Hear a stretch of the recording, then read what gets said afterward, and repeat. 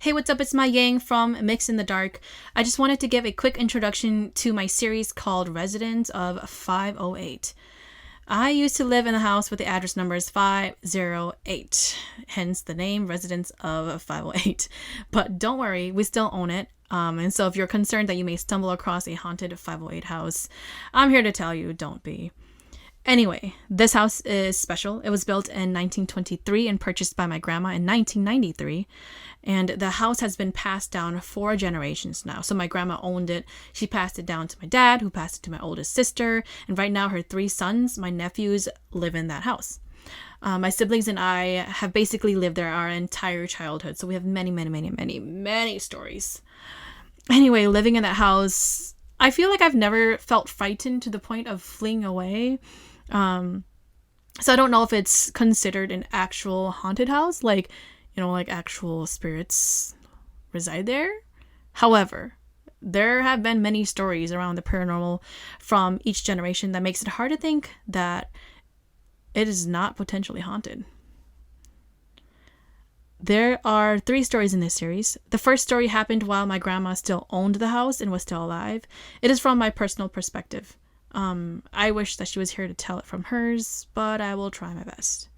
The second story involves my older sister, and she's going to tell it from her perspective.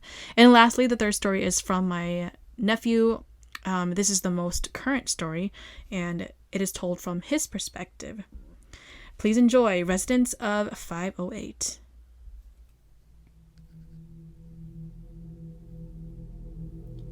My story.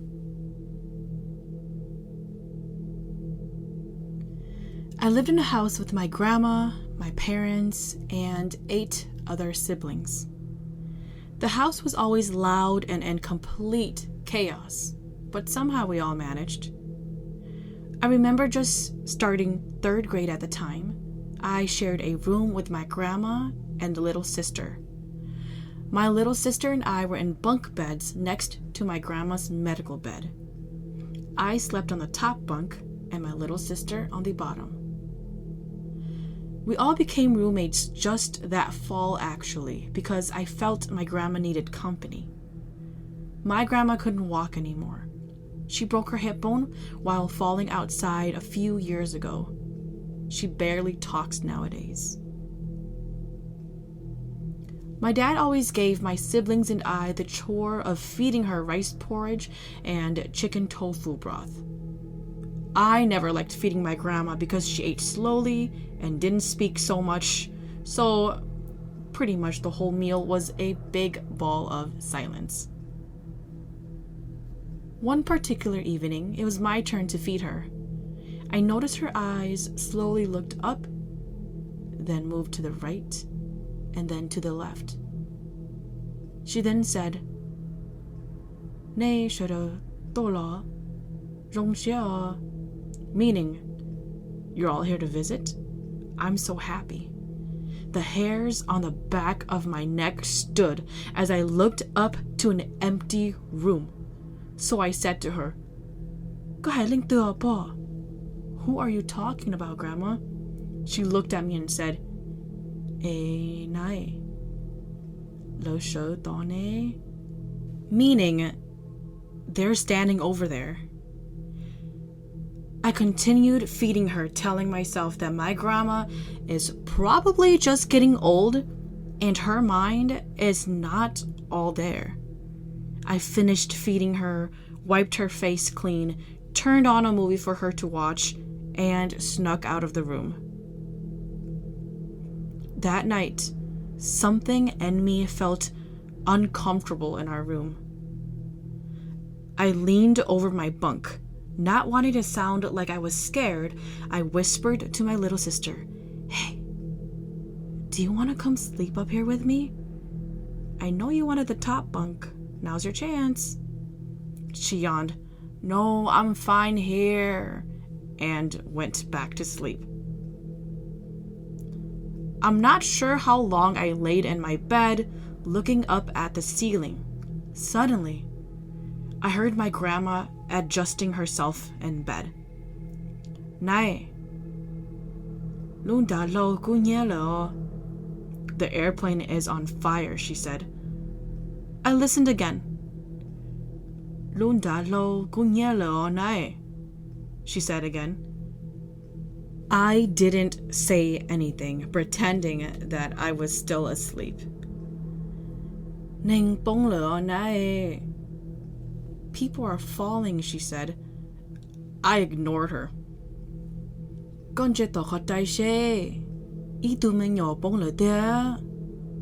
She said, look out the window. A child is falling. Throughout the entire night, I kept hearing her scream, fire, fire, it's on fire, they're falling, they're falling. The night felt like forever. As soon as I heard the birds chirping and there was a ray of sunlight coming through the windows, I climbed down from our bunk bed. As I was climbing down, my grandma looked at me and said, how come you were pretending to sleep? I know you heard me. I didn't answer. I headed straight to my parents' room and told them what happened. That day, they disassembled our bunk beds and moved us up to the attic where the rest of my siblings slept. It's weird because also that day, there was a news report that covered a story about a plane crash somewhere near New York, killing hundreds of passengers. My sister's story.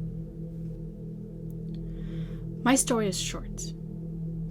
It was a hot, humid, typical summer day. We were on our summer break. My family hated summer school, so we didn't even try to sign up. Although school wasn't on my mind, I am a nerd for the Harry Potter book series. I remember I was reading The Goblet of Fire, and I was at the part where Harry's name was selected out of the Goblet of Fire. I was laying face down on my bed, with the upper half of my body dangling from the edge. My book was on the floor, and my eyes were glued to its pages. My room wasn't really a room, it was the attic. Actually, all of my sisters and I slept in the attic. Fortunately, our attic was long enough to fit 5 beds evenly, with walking space in between each bed. It looked kind of like your typical military bed layout that you would see on television. At the very end of the attic, we had a decent-sized window that led you to the roof. That was where we had our one desk and one chair for our one computer that we all shared. As I was stretched out, happily reading my book, I felt my sweat start to roll off the edge of my nose. Our attic did not have any air conditioning, so it was extremely hot and extremely humid. I didn't let that bother me, though. With 8 other siblings, that was where I could find the most peace and quiet. I watched the sweat on my nose drip down to my book. Stupid me shook the book, thinking the sweat would roll away. That was when my eyes caught something moving underneath the bed. My hands were still on the floor as I did a push-up to try to turn around when I heard the chair behind me squeak. It sounded like someone just sat down. I froze for a few seconds, trying to decide what to do. I slowly lowered my head to look underneath my bed where you could see the end of the attic where our desk and chair were at. My bed was third in line, right in the middle. So that meant I had to look past 2 beds underneath in order to reach the chair. My eyes adjusted and I couldn't believe what I saw. I saw a pair of bare feet and what looked like very old traditional Hmong pants sitting on the chair facing me.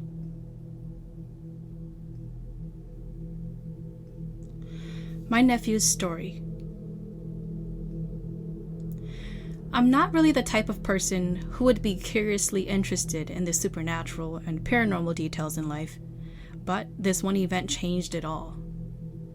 In the summer of 2019, I had the idea of finally cleaning my 2012 Scion TC.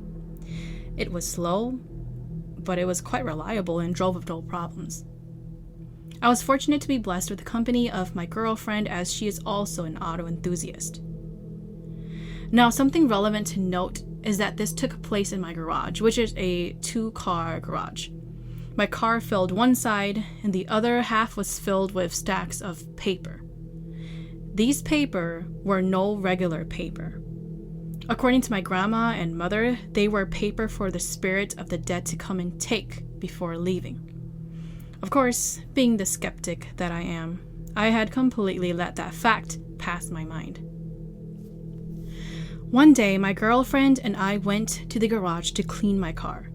It was routine for me to keep it clean. It was only until I got into the passenger side rear window that I had noticed something that gave me the biggest chills. There had been a baby-sized footprint on the window. I thought my girlfriend was just playing a joke on me, as the footprint was as close to perfect as it can be. It was as if whoever had left the footprint there had left their foot there for hours. As I tried to wipe off the print, I noticed that it wasn't coming off. Trying again and again, I then realized that it was on the inside of my car and not on the outside. That was the moment in which I began to start sweating. These prints were completely impossible to even be there because I'd never let any kids into my car. The footprint was also way too small to just be any kid's footprint. It had to have been an infant or 4-year-old max. I don't have any kids. My youngest brother was already 11, 12 years old, and there was no one using my car other than me. The car was also locked in the garage the whole night. I checked. The garage was completely locked. At that point, I am completely confused. Not as creeped out as I should be, though. I brought it to my girlfriend, and her, being a skeptic just like me, thought it might have been a prank.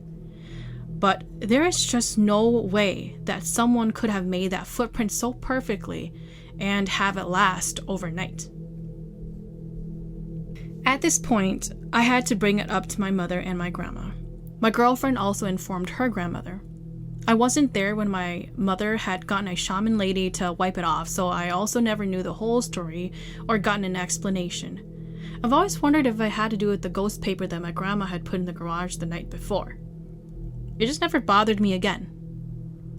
Something also important to note is that I easily get sleep paralysis, almost to the point of where I'd gotten it almost every single day. Of course, I'm not a big believer, like I said, in the supernatural or the paranormal, so I turn to science when it comes to explanation. But it was just too much of a coincidence that around the same night, I had a sleep paralysis experience while I was sleeping in the living room, where I saw a shadow of a childlike figure at the foot of my couch.